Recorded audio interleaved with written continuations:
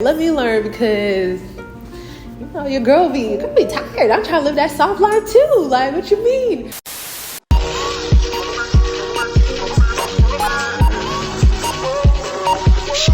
Hey guys, it's your girl Funmi-Layo. Welcome back to my channel. Thank you so much for tuning in. Make sure to like this video because it helps other people to see the video, and make sure to subscribe because we have awesome content on this channel. Today I'm going to be talking to you guys about my thoughts on the whole femininity movement that's been going on for a while. So first off, I'm pretty sure you guys have seen the videos. It's been rampant all over the internet. People talking about femininity, getting into it, and people criticizing it or like promoting it and championing the whole idea of it. So I'll just say what I think about it. I like the movement because I do like that it seems to be promoting women just being themselves and without trauma. So from what I understand, the whole idea is like, who are you when you feel like you don't need to be in fight or flight, or you feel like you don't need to be on guard, when you are allowed to be the fullest, best version of yourself. And I'm putting that in quotation marks just because people's versions of femininity seem to change depending on the videos that you watch. But, you know, some have the same general message, but then some can veer off. So I do like it in terms of like it addressing trauma. So I've come across some creators that talk about femininity in such a beautiful way and really broke it down, and I'm just like, oh my gosh, yeah, you know, I need to get more into this because it just seems super dope. And obviously, like, we all have both femininity and masculinity within us, and we, you know, show different parts of ourselves depending on who you are. You might have more femininity, or you might be a little bit more masculine. Like, it just depends. The ones that I watch that I like, encouraging women to address the trauma that they have felt that made them, you know, veer off from the whole idea is that you're more in your femininity, that had made them like feel like they couldn't show that. So addressing trauma, I think, is always going to be like a positive thing because it's going to encourage you to heal. So I really appreciate that aspect of it. I think that's super dope. Another thing that I feel like I really like about the movement is I feel that a lot of times it seems like in society they might not champion or like give as much love to like the whole stay-at-home moms, mothers that are at home taking care of the kids, washing the dishes, and being like super domestic, versus the ones that are like really out in the workforce or having like many businesses, or, you know, in the corporate world, or just doing something that is more outside of the home. I do like that it is championing that whole domesticated type of life and giving those ladies shine. Because I think that, you know, working in the house is super taxing. That's a lot of work. Shout out to all of the housewives and people that are working in the house, you know, all the stay-at-home people, because that's not easy. Shout out to you guys because you guys work super hard and you are very valued. And I do like that the whole femininity movement seems to be really causing people to see like, hey, this is a valuable task. This is an important task. This is something that people are putting down when it's really, you know, something that should be lifted up, and it's really something that you should be proud of. So I do like that it's, you know, letting those women know that, hey, girl, you are amazing too, and you are a boss in your own right, you know, and you're doing a great job. You're no less than anybody else. So I am a fan of that because I feel like let people do whatever they want to do. Like, if you want to be a stay-at-home wife, you know, you don't want to work, so be it. You know, if you're in a situation where you can do that, go ahead.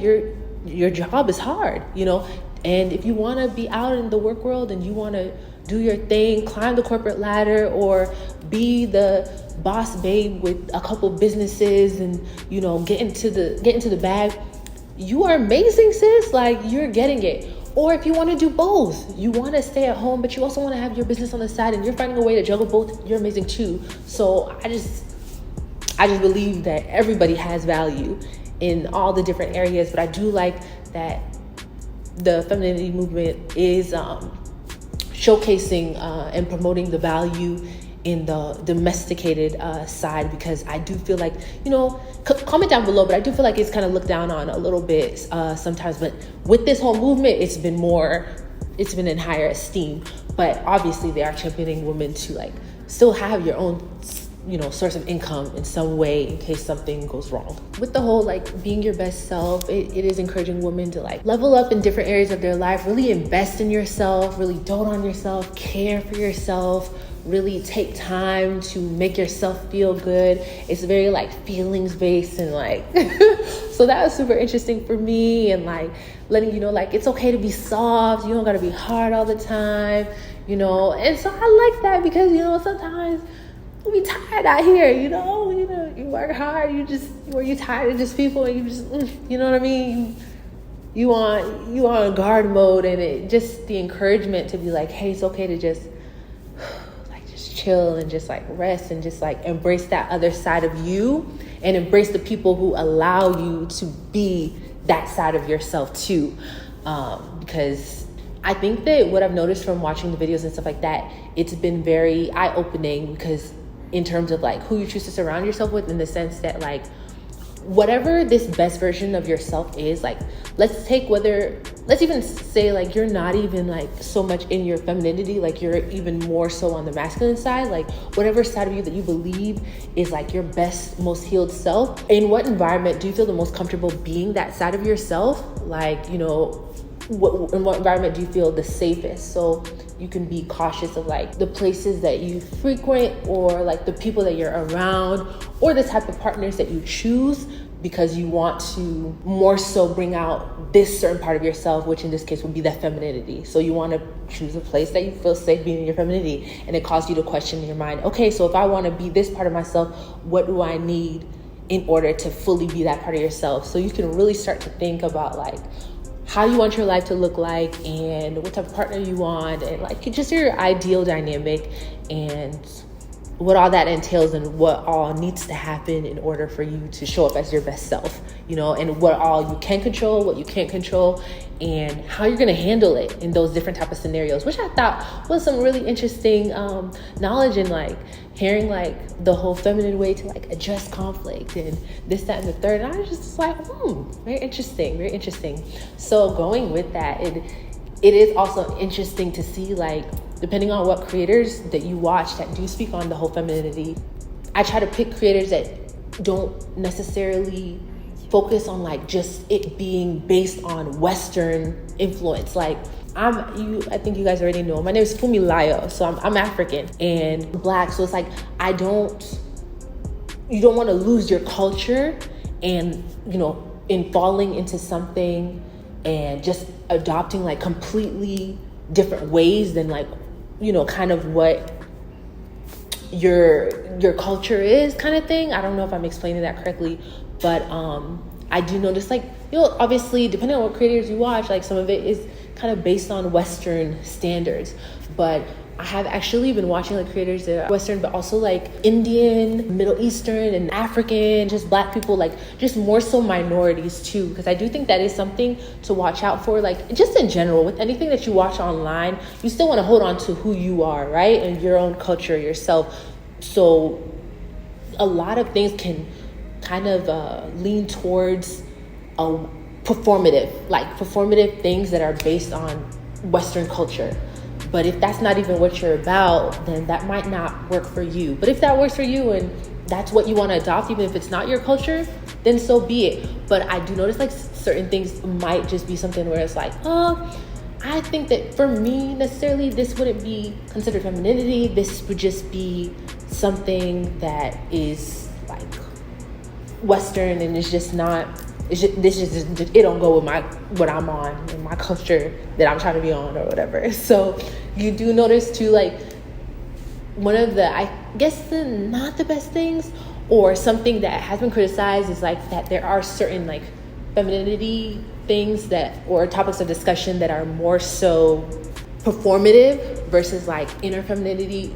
Just like maybe they'll say like, oh, maybe doing your makeup a certain way, or doing your hair a certain way, or speaking a certain way, or behaving a certain way. Like those, I have seen criticisms on TikTok and just online in general about those types of behaviors, and people are like, well, that's not really femininity, that's just being performative, that's just da-da-da. My thing with that is just like, you can take what works for you and you can leave what doesn't, but like If I see somebody, I like the way they do their hair, I might choose to do my hair that way. But if they're saying that, oh, they want to do their hair this way and I don't want to do it that way, I'm not going to do it that way. But that's not the end all be all. Like, I don't think femininity just looks one particular way.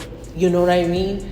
I don't think that if you choose to dye your hair rainbow blue, a rainbow or like a bright blue and wear like green lipstick, that all of a sudden you're not feminine. No, I don't think that. No, you know what I mean? It can look different. You know what I mean?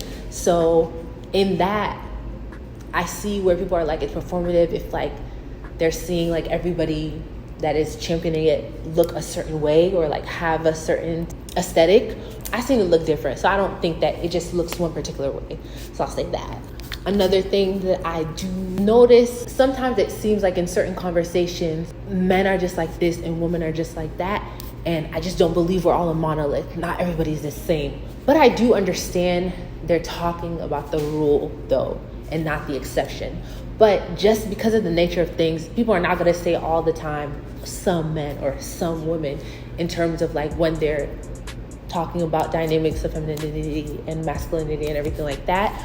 So I do get that they probably don't mean all, but it is my personal belief, like not everybody is just one way. You know, some people are just different. You know, the whole soft life, hustle culture talk that's going around the social media right now. If you're not already on TikTok or if you're not on Instagram, you may not have seen it.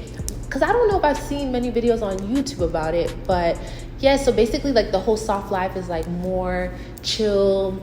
Think like more on the slower living side, like just being in like your femininity more and just like relaxing, not working too hard or all of that. How would you even describe the whole soft life? To me, it's like that soft baby girl life where you just, your main concern is just upkeeping yourself, you're not really, you know.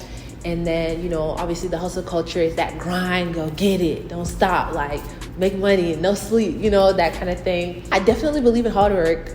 I definitely do, you know. Yeah, like, you know, that's how you gotta work. I do believe that if you work hard, you know, to achieve certain things.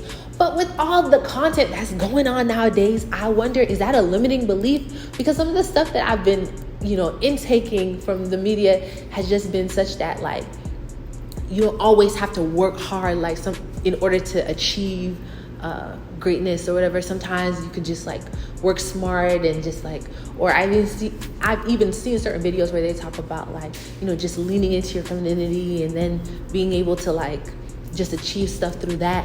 And I'm just like, really? Huh? How do you go about that? Like, let me learn, because you know, your girl be tired. I'm trying to live that soft life too. Like, what you mean? Let me know, how do you do the soft life without having somebody supporting you? Because that's what, in my mind, I love to live the soft life. I'm just waiting on God to just go ahead and set that up for me. I'm waiting on it.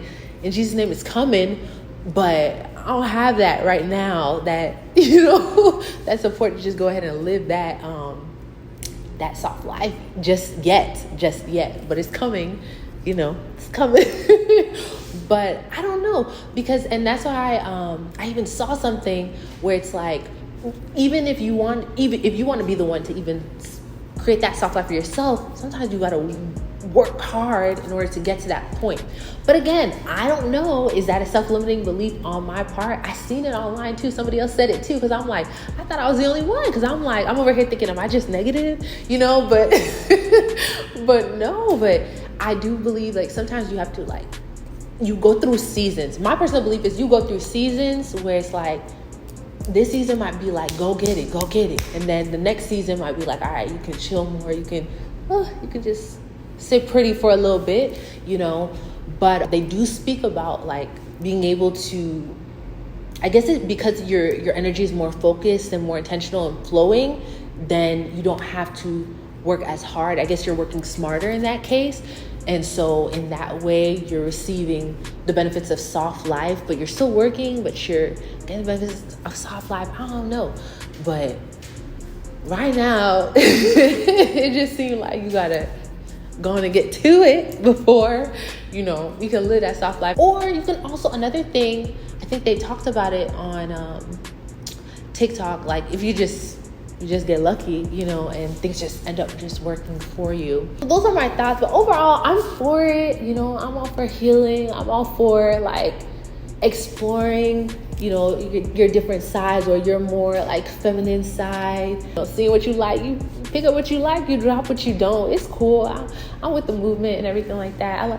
I like what it is, but you know, obviously I have my masculine side too, so it's like, it's just cool. But it's cool to research, it's cool to watch videos on. I'm chilling, you know what I mean? I'm not completely in any one way of thinking or anything like that, but I do think it's super interesting, and I love learning more about it because it's just very intriguing. So I definitely been watching a lot of videos. I find it very interesting, and I find it pretty cool. So comment down below, what have been your thoughts about the whole femininity thing? Are you for it? Are you against it?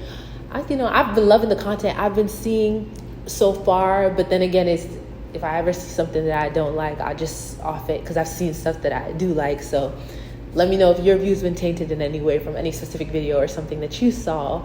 But I think it's pretty dope. I like it. And they got some like cool little things that they teach and everything like that, or that they speak about, that I find like super cool, especially like the inner work and the healing stuff. I just think it's dope. But anyways, comment your thoughts down below. Let me know of other things you want me to talk about, and I'll talk to you next time. Bye.